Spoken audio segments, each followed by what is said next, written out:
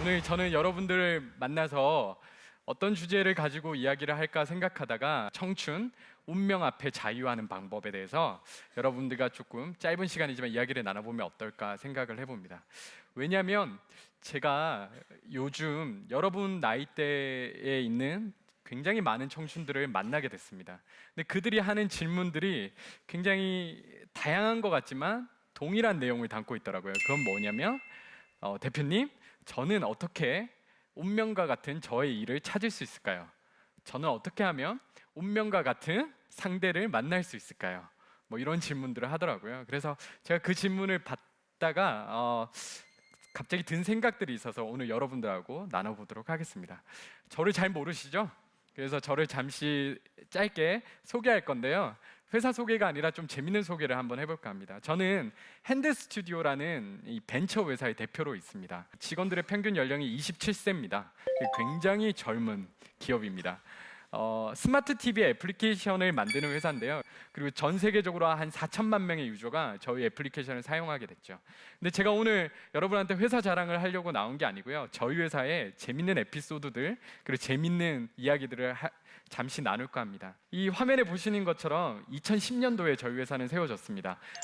딱 보면 알겠지만 굉장히 좁은 방에 원룸을 하나 제가 빌려가지고 젊은 친구들 26살, 25살, 27살, 28살 뭐 이런 나이대 친구들이 책상 5개를 저렇게 딱 놓고 사업을 시작했습니다. 그러다가 이제 제가 말씀드렸던 것처럼 회사가 굉장히 빠르게 성장하게 됐습니다. 그래서 첫 해부터 수익을 내기 시작했어요. 그래서 그 이듬해 사무실을 옮겼습니다. 바로. 그리고 또 열심히 일을 했습니다. 작년에 또 올해 젊은 친구들이 평균 연령 27세 친구들이 주구장창 컵라면만 먹을 줄 알았는데 이제 사람들이 인정해주기 시작하니까 너무 기분이 좋아서 더 열심히 일을 했죠. 낮밤 없이 애플리케이션을 만들어냈습니다. 그랬더니 또 수익이 생겼죠.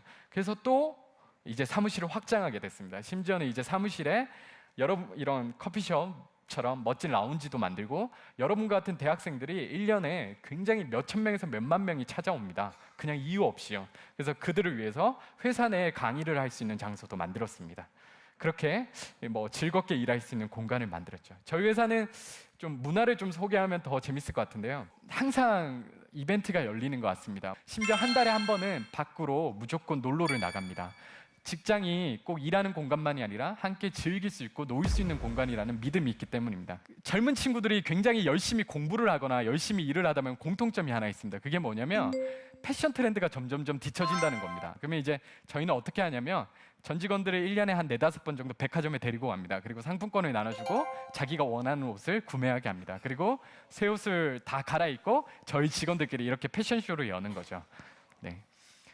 젊은 친구들이 또 결혼을 굉장히 많이 하지 않았습니다. 결혼한 친구가 6명밖에 없어요. 결혼을 빨리 시키고 싶은데 학교도 아니고 제가 이제 강요할 수는 없잖아요. 그래서 기업답게 인센티브를 만들었습니다. 그래서 결혼만 하면 무조건 1,000만 원을 제공하기로 했습니다. 그래서 그렇게 이제 결혼하는 친구들이 많이 이제 지금도 예약이 되어 있고요. 여러분 송년회라는 말 들어보셨죠? 네, 송년회 많이 보시고 드라마에서도 보셨고 부모님들 하시는 것도 보셨겠지만 저희 회사 송년회 조금 특별하게 진행됩니다. 전국 팔도에 계신 모든 부모님, 심지어 중국과 일본에 계신 부모님에까지 비행기표를 다 끊어드린 다음에 서울의 가장 좋은 호텔로 모시고 1박 2일 동안 함께 잠을 자고 밥을 먹으면서 식사를 대접하면서 공식적으로 효도하는 시간을 가집니다. 그래서 약속을 드리죠. 아버님, 어머니, 저희 젊은 친구들이지만 이렇게 열심히 살았습니다. 그리고 내년에도 열심히 살겠습니다. 부모님께서 응원해 주십시오라고. 그래서 이제 이렇게 매년 연말이 되면 전 부모님과 전 직원들과 함께 찍는 이 단체 사진이 저희 직원들한테 가장 자랑스러운 사진이고 또 가장 자랑스러운 순간입니다. 이런 회사에도 한 가지 강제 조항이 있습니다. 그게 뭐냐면 정직원이 되면 무조건 어려운 국내 아동 1명을 평생 후원하겠다는 입양 서약서를 써야 됩니다. 그러면 그 서약서를 쓴 직원 대신에 회사가 그 아동을 평생 후원하게 되고요. 직원은 그 아동과 계속 교류하면서 이렇게 좋은 재밌는 에피소드를 남기게 됩니다. 그래서 제가 생각하는 최고의 저희 회사의 인테리어는 뭐냐면요. 뭐 커피숍이 있다든지 그런 게 아니라 직원들 책상마다 아동들과 주고받은 편지들이 이렇게 막 붙어져 있습니다. 그것이 저희 회사가 가장 또 예쁘다고 생각하는 인테리어 중에 하나입니다. 핸드메이드란 뜻 아시죠? 손으로 만든 걸 핸드메이드라 하죠. 근데 저희 직원들이 벽에다가 이렇게 적어놨습니다. 제가 적은 게 아니고요. 핸드메이드란 손으로 만든 것이 아니라 핸드 스튜디오가 만들어내는 모든 서비스와 문화는 손으로 만든 것만큼 탁월해야 된다는 것을 뜻한다 라고 이렇게 적어놨습니다. 이것을 저희는 바로 핸드메이드, 저희의 명예 핸드메이드 스피릿이라고 이야기합니다. 저희 회사는 복지가 굉장히 좋아 보이지만 또 역시 마찬가지입니다. 그 이면에 이 평균 연령 27세의 이 젊은이들이요, 자기 성과에 굉장히 목숨을 걸고 책임을 집니다. 그래서 누가 나가서 너 왜 열심히 일 안 해? 라는 얘기를 절대 하지 않습니다. 그런 1차원적인 얘기를 할 수밖에 없는 거죠. 이것이 바로 명예입니다. 아까 제가 얘기했던 것처럼 조직 문화를 넘어서서 한 사람 한 사람이 스스로 자발적으로 지키려는 노력, 그것이 바로 진짜 진정한 문화인 거죠. 재밌는 회사인 것 같죠? 네. 여기서 그러면 이제 제 얘기를 잠시 하도록 하겠습니다. 그러면 앞에 계신 분은 어떤 젊은 시절을 보냈습니까? 젊은 시절 해봤자 불과 몇 년 전입니다. 저도 대학을 늦게 졸업했기 때문에 몇 년 전까지 대학을 다녔죠. 저희 대학 생활을 좀 잠시 짧게 얘기해 보도록 하겠습니다. 제 대학 생활은 3, 2, 1이라는 숫자로 요약될 수 있습니다. 첫 번째 3은 뭐냐면요, 저는 전공을 3번이나 변경했습니다. 그리고 마지막 졸업한 경영학이라는 전공이 4번째 전공이었습니다. 그 현 시대로 이야기하자면 저는 적성을 찾지 못하는 학생이었죠. 두 번째 2는 뭐냐면요, 학사 경고를 2번이나 맞았습니다. 4.5 만점에 2.6입니다. 졸업학점이. 마지막 하나는 뭐냐면, 그럼에도 불구하고 저에게는 한 개 하고 싶은 일이 있었습니다. 그게 뭐였냐면요, 바로 좀 늦게나마 찾았지만 대학 3학년 졸업을 불과 1년 앞두고 찾은 마케팅이라는 학문이었습니다. 근데 제가 3학년 2학기가 돼서야 이걸 접하게 됐는데, 제가 마케팅을 하나도 할 줄 모르잖아요. 그래서 교수님께 찾아갔습니다. 교수님, 어떻게 하면 제가 마케팅을 배울 수 있습니까? 여쭤보니까 교수님이 하는 말이 1학년 수업부터 다시 들으면 돼 라고 얘기하는 겁니다. 근데 너무 다시 가기에는 너무 멀잖아요. 그래서 찾다 생각한 게 뭐였냐면, 교회 권사님들이 성경책을 보다가 잘 이해가 되지 않으면 어떻게 하냐면 성경책을 그대로 베껴 씁니다. 갑자기 그게 어릴 때부터 봤던 그 모습이 생각나는 거예요. 그래서 저도 그럼 베껴 써야겠다라는 생각이 들었죠. 이해가 될 때까지. 그래서 도서관을 뚜벅뚜벅 걸어갔습니다. 그래서 마케팅 섹션에 가서 가장 새 책인 이 책, 필립 코틀러의 미래형 마케팅이라는 이 책을 집어들었습니다. 원래 공부 못하는 사람들이 새 책을 좋아합니다. 맞죠? 네, 그래서 그 책을 딱 피자마자 역시 읽어보니까 하나도 이해를 못하겠는 거예요. 그래서 그 책을 표지부터 쓰기 시작했습니다. 표지, 필립 코틀러의 미래형 마케팅. 저자 이력도 쓰기 시작했습니다. 필립 코틀러는 몇 년도생이고 언제 어느 대학을 나왔고 이걸 따라 썼습니다. 목차도 따라 썼죠. 그렇게 한 글자 한 글자 쓰다가 모르는 단어가 나오면 옆에 노트북 끼고 인터넷에서 찾아서 그 내용을 이해하고 다시 쓰고, 그렇게 한 책을 다 쓰는데 6개월이 걸렸습니다. 2학기가 시작되던 여름 이 더위가 좀 남아있는 시절에 이 책을 쓰기 시작했는데, 책을 다 쓰니까 이미 겨울이 와 있는 거예요. 이 책을 거의 다 외우다시피 한 거죠. 그러니까 마케팅이 뭔지 조금 알 것 같았어요. 그래서 공부 못하는 학생이 갑자기 공부를 하면 또 공통점이 있습니다. 드러나는 행동. 그게 뭔지 아세요? 자랑을 하고 싶어요. 내가 얼만큼 아는지. 친구들한테 자랑하고 싶은데 겨울방학이 돼서 자랑할 데가 없어서 제가 찾게 된 게 공모전이었습니다. 전국 땡땡땡 마케팅 공모전. 그래서 제가 바로 친구들과 묶어서 당시에 가장 4대 공모전이라고 하는 현대기아 자동차 마케팅 포럼이라는 공모전에 나가서 제가 이렇게 밤새 한 달 동안 열심히 공모전을 준비해서 나갔는데, 너무나도 운이 좋게도 1000개 팀이 참여했는데 제가 1등을 하게 됐습니다. 굉장히 좋은 결과였죠. 그때부터는 어떻게 됐을까요? 굉장히 힘을 얻게 됐고, 내가 이걸 정말 6개월 동안 쓴 게 뭐 이렇게 허튼 짓이 아니었겠라는 생각에 계속 공모전을 나갔죠. 학점은 좋지 않으니까. 그랬더니 졸업할 때까지 제가 16번의 공모전에 나갔는데 13번의 수상을 했습니다. 그 중에서도 3번이 대상이었죠. 제가 여기까지 얘기하면 사람들이 여러분과 같은 나이 때 꼭 묻는 질문이 있습니다. 그게 뭐냐면요, 저는 어떻게 하면 대표님과 같이 그렇게 운명적인 전공이나 적성을 찾을 수 있을까요? 라고 묻습니다. 아마 여러분들은 지금 계급은 다 다르겠지만 점점점 병장이 되고 제대가 가까워질수록 이 고민을 하게 될 거고요. 특별히 입대 전과 다르게 제대하고 학교로 돌아가시면, 복학생의 신분이 되시면 이 고민이 아마 여러분들을 굉장히 힘들게 할 거라고 저는 생각합니다.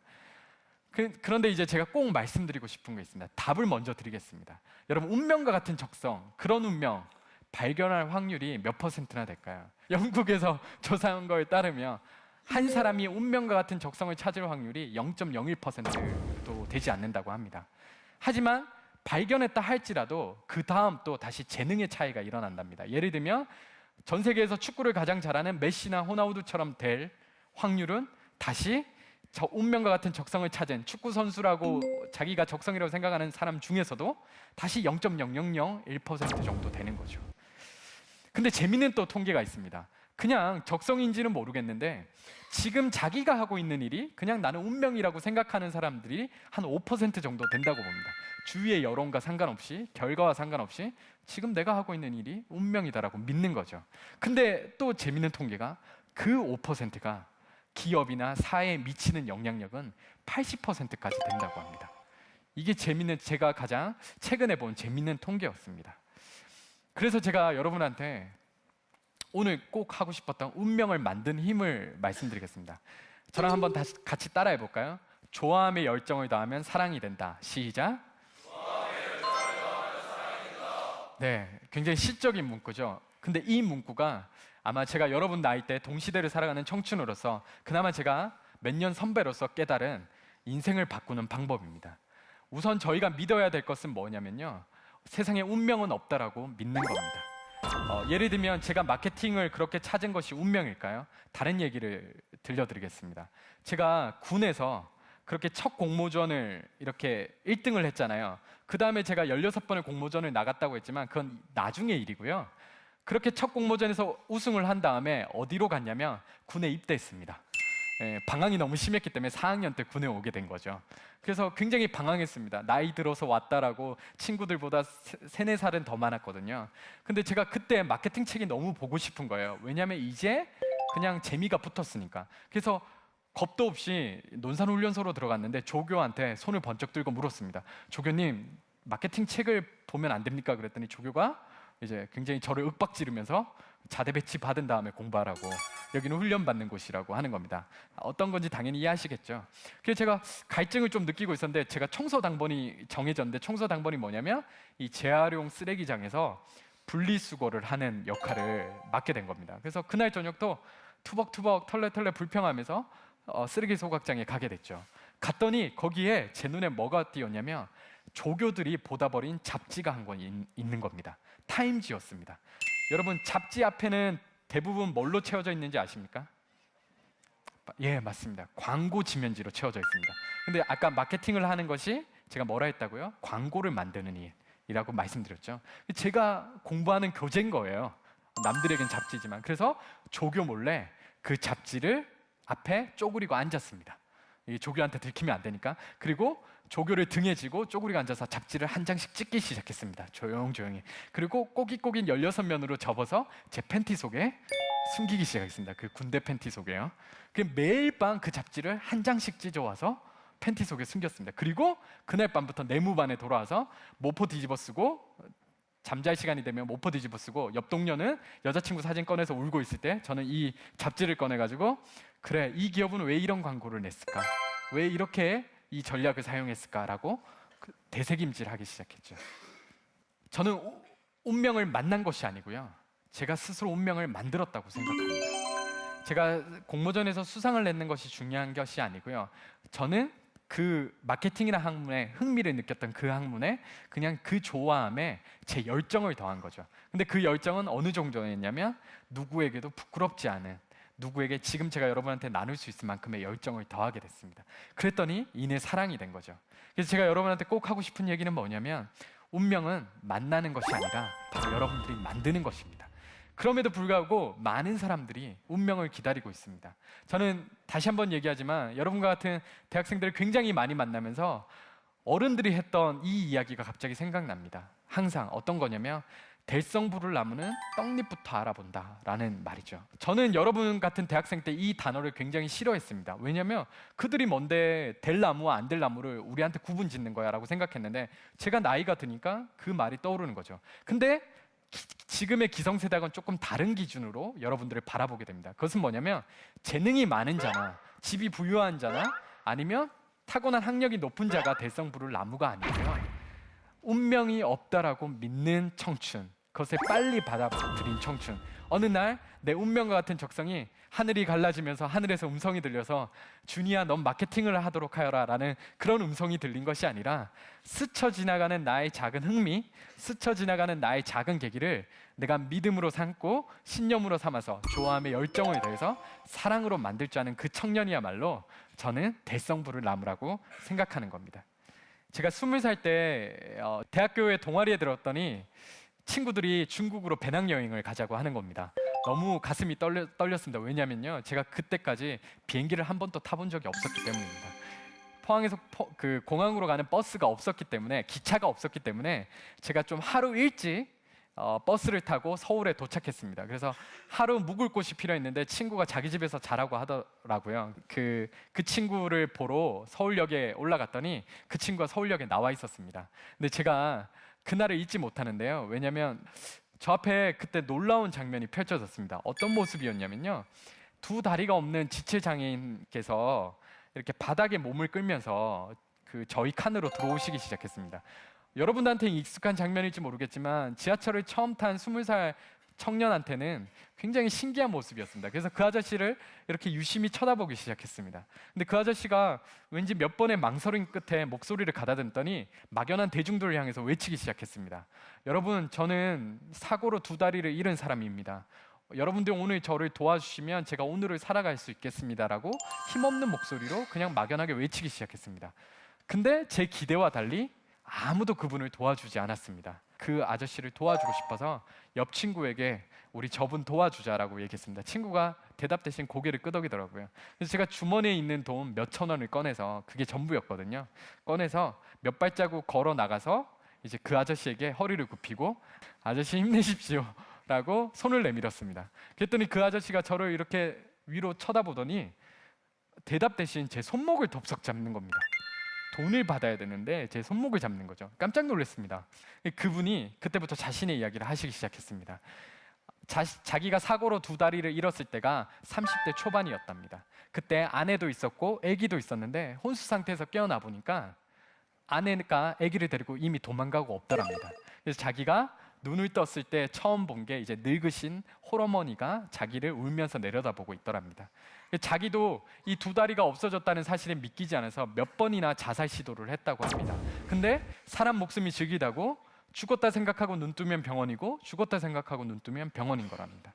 그래서 그 뒤로는 굉장히 무기력한 생활을 보냈답니다. 근데 어느 날 지방의 그 지역 동네에 있는 교회 교인들과 그 지자체 분들이 오셔서 설득을 해가지고 장애인들도 교육을 받으면 취업할 수 있다는 것을 알려줬답니다. 그래서 교육을 무사히 다 끝내고 드디어 취업을 하게 됐답니다. 공장에. 그게 너무 기뻤답니다. 나는 세상에 쓸모없는 사람이라고 생각했는데 나도 돈을 벌 수 있구나. 그래서 취업을 했는데 너무나도 슬프게도 그 공장의 사장님이 한 달이 지나니까 사람들이 보지 않을 때 자기를 때리기 시작하더랍니다. 근데 6개월이 지나니까 이제 월급도 주지 않더랍니다. 그래서 마지못해 그 공장을 나왔다고 합니다. 그리고 마지막으로 죽어야겠다는 생각에 그 생칼로 여기를 그었답니다. 근데 또 안 죽었대요. 그리고 자기 손목을 저한테 보여주면서 여기 흉터가 엄청 두툼하더라고요. 저한테 보여주더라고요. 그리고 이제 정말 이제 마지못해 벽만 보고 누워 있었는데 동네 주민이 지나가면서 자기를 막 욕하더래요. 야, 너희 어머니는 지금 폐지 주우면서 너 약수발하는데 너 나가서 구걸이라도 하라고. 그래서 그 얘기 듣고 오늘 마지못해서 첫 출근을 한 겁니다. 지하철에 사람들을 만나러. 근데 재밌죠? 저는 지하철을 처음 탔는데 그분의 첫 손님이 된 거죠. 그 이야기를 듣고 있는데 지금 여러분이 지금 느끼시는 감정처럼 뭔가 세상이 잘못됐다는 생각을 하게 됐습니다. 그래서 제가 돈도 없고 해줄 말이 없어서 이렇게 말씀드렸습니다. 아저씨, 제가 20살 청년인데요, 제가 어른이 되면, 제가 직장인이 되거나 제가 어른이 되면 아저씨같이 열심히 일한 사람이 대접받을 수 있는 그런 사회를 한번 만들어 보겠습니다 라고 저도 모르게 떨리는 이 문장을 말씀드리기 시작했습니다. 그리고 제가 돈은 없고요, 기독교인인데 아저씨를 위해서 좀 기도를 드려도 되겠습니까? 라고 했더니 아저씨가 대답 대신 손을 모으더라고요. 그래서 그분과 함께 지하철 1호선에서 잠시 기도를 드렸습니다.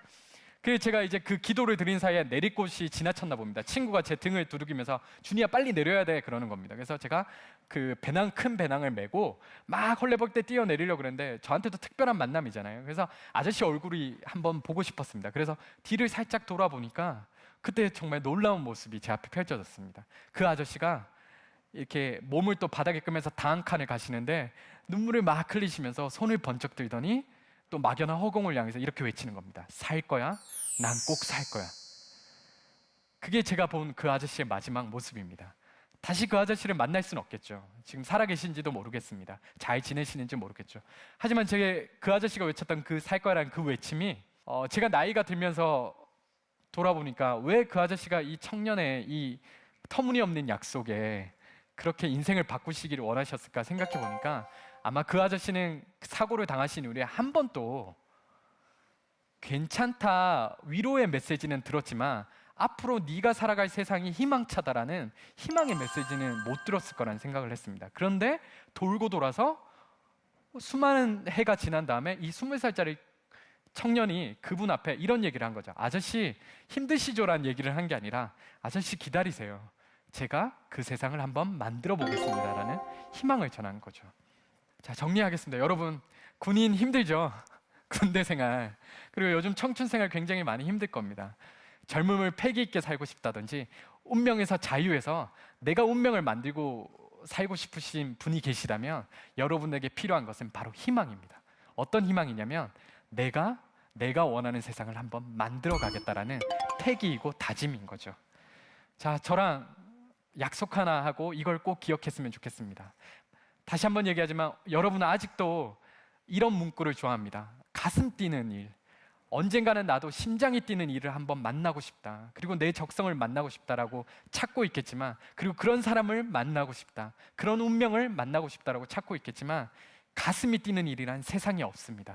가슴이 두근거리는 일이란 어떻게 두근거리냐면요, 여러분들이 한 가지 일을 잡아서 심장이 터질 정도로 열심히 하다 보면 그것이 바로 가슴이 뛰는 일이 되는 것입니다. 꼭 잊지 말고 그런 마음으로 지금 여러분들이 하는 일을 늘 운명처럼 만드는 우리 멋진 청춘들이 되었으면 좋겠습니다. 감사합니다.